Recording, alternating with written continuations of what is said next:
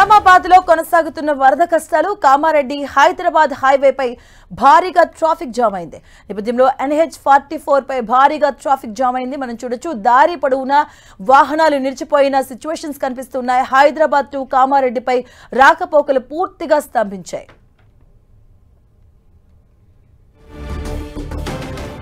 ఇదే అంశానికి సంబంధించిన పూర్తి అప్డేట్స్ మా కరెస్పాండెంట్ సతీష్ అందిస్తారు. సతీష్, నేషనల్ హైవే NH44 వరద తాకిడికి కొట్టుకుపోవడం జరిగింది. చాలా చోట్ల కూడా రోడ్ అంతా కూడా డ్యామేజ్ అయిన పరిస్థితి. దీంతో చాలా చోట్ల రాకపోకలు ఇబ్బంది తలెత్తున్న పరిస్థితి. నేషనల్ హైవే పైన భారీ వరద నీరు పోటెత్తింది. దాదాపు 26 కిలోమీటర్ల మేర వరద ప్రవాహం కొనసాగింది. దీంతో వాహనాలు ఎక్కడికక్కడగా పూర్తిగా స్తంభించిపోయిన పరిస్థితి. రాకపోకలు కూడా కొనసాగించిన స్థితిలో ట్రాఫిక్ అంతా కూడా నేషనల్ హైవే పైన నిలిచిపోవడం జరిగింది. నిన్న నుంచి కొంత వర్షాలు తగ్గడంతో వన్ వే చేస్తూ ట్రాఫిక్ అంతా కూడా మళ్లిస్తున్నప్పటికీ ఇంకా కూడా ట్రాఫిక్ రద్దు అనేది మాత్రం కొనసాగుతుంది.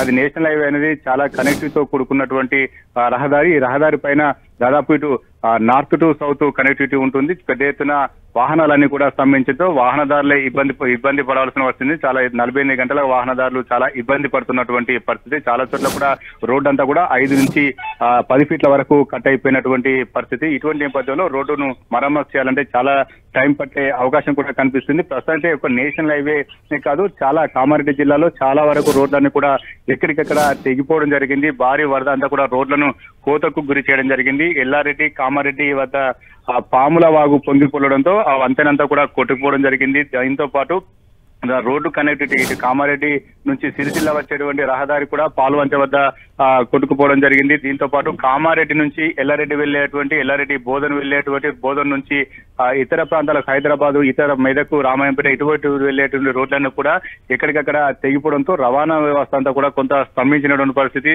ప్రస్తుతం అయితే ఇటు ప్రధానంగా ఎల్లారెడ్డి నియోజకవర్గానికి చాలా రోడ్డు కనెక్టివిటీ అనేది తెగిపోవడం జరిగింది. చాలా గ్రామాలకు వరద నీరు పోటెత్తడంతో రోడ్లపైకి వరద నీరు అంతా తేలి రోడ్లన్నీ కూడా కొట్టుకుపోయినటువంటి చాలా గ్రామాలకు వెళ్లాలంటే కూడా ఇటు వాహనదారులు కావచ్చు, ఇటు అధికారులు కావచ్చు చాలా ఇబ్బందులు పడాల్సిన పరిస్థితి. మొత్తానికి భారీ వర్షాలు చాలా రోడ్లను తెంపివేయడం జరిగింది. చాలా గ్రామాలకు సంబంధాలు కూడా తెగిపోయినటువంటి పరిస్థితి. సతీష్, అంటే చాలా చోట్ల రోడ్లు తెగి రాకపోకలు స్తంభించినటువంటి సిచ్యువేషన్స్ కనిపిస్తున్నాయి.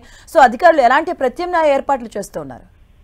కొంత వరద నీరు తగ్గితే మాత్రం వారు సహాయ చర్యలు చేపట్టే అవకాశం ఉంటుంది. ప్రస్తుతం అయితే ఇంకా కూడా రోడ్లపైన వరద ప్రవాహం అనేది కొనసాగుతుంది. మరొకసారి భారీ వర్షాలు కురిసే అవకాశం నేపథ్యంలో ఒకవేళ వర్షాలు కురిస్తే మాత్రం రోడ్డు మరమ్మతులు కొంత జాప్యం జరిగే అవకాశం కనిపిస్తుంది. ప్రస్తుతం అయితే ఇంకా కూడా రోడ్లపైన ఎక్కడికక్కడ వరద ప్రవాహం అనేది కనిపిస్తూనే ఉంది. ఆ వరద ప్రవాహం పూర్తిగా తగ్గితే రోడ్లను మరమ్మతులు చేసే అవకాశం ఉన్నట్లుగా అధికార వర్గాలు చెప్తున్నాయి. దీంతో పాటు ఇటు హైదరాబాద్ కు నిజామాబాద్ వెళ్లేటువంటి రైల్వే ట్రాక్ కూడా పూర్తిగా దెబ్బతింది. ఇంకా కూడా రైల్వే ట్రాక్ ను పునరుద్ధరించేటువంటి పనులు మాత్రం ప్రారంభం కాలేదు. రైల్వే ట్రాక్ కింది నుంచి పెద్ద ఎత్తున వరద ప్రవాహం కొనసాగుతున్న నేపథ్యంలో రైళ్ల రాకపోకలకు కూడా అంతరాయం ఏర్పడింది. రైల్వే ట్రాక్ తో పాటు ఇటు రవాణా సౌకర్యం మెరుగుపడాలంటే గ్రామాలకు ఇంకా కూడా రవాణా కొనసాగాలంటే మాత్రం ప్రస్తుతం రోడ్ల మరమ్మతు తప్పనిసరిగా తెలుస్తుంది. ఎందుకంటే ఎక్కడికక్కడ గుంతలు పడిపోయినటువంటి పరిస్థితి. చాలా చోట్ల రోడ్లు కోతకు గురవడంతో ప్రస్తుతం అయితే కొంత ట్రాఫిక్ కావచ్చు, రవాణా సౌలభ్యానికి వచ్చి ఇవన్నీ కూడా అంతరాయాన్ని కలిగిస్తున్నటువంటి పరిస్థితి.